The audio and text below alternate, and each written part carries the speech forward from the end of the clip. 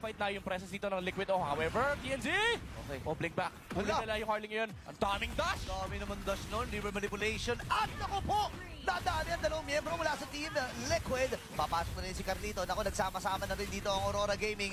Para nga naman matangkin nila yung damage. Patay ang tatlo. Double kill para Oh kay my Lunar. goodness. Mabibigyan din ang gold. Liquid, wala yung kanilang frontliner. But Carl TZ can actually just shadow in. Pero nirasit ang Aurora yung Lordman. Lalaban sila. Lunar! Catches Carl TZ! Hindi siya nakapag-shadow kill! Placing to it wala dito kay Oheb.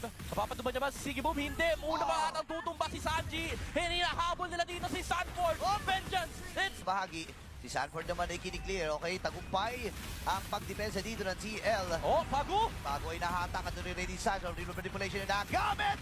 Kaya naman Buhay pa din! si JP Boy pa rin nagdasal ng pilit habang yung Oheb!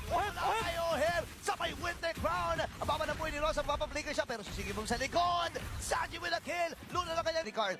Sige, unti-untiin na natin yung Lord. Ang layo masyado ni TNC. May vision naman sila. Papasok si Sanford. River manipulation na gamit ni Rosa. At magdidesisyon na ata sila. At si Carlito ang kampeng ang makakakuha ng Lord na yun. Habang si Rosa ay pinutala sa lugar ni Danny JP. Ang baba ng buhay ni Pago. Shadow kill na solo din ng Lunar. Pero nabalikan pa rin siya dito ni Carl TC. Iwasan lang saglit.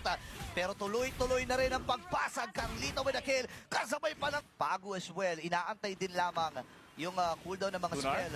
Magsisimula ata sila. Raging Sandstorm, naiwasan. Pero doon yung final stat. Sige mo, magiging target nila. Nagamit din yung manipulation. At si Sanford ay nakuha din ng Aurora Gaming. Nakabawi din naman si Carlito. Ngayon si Pago yung maatras.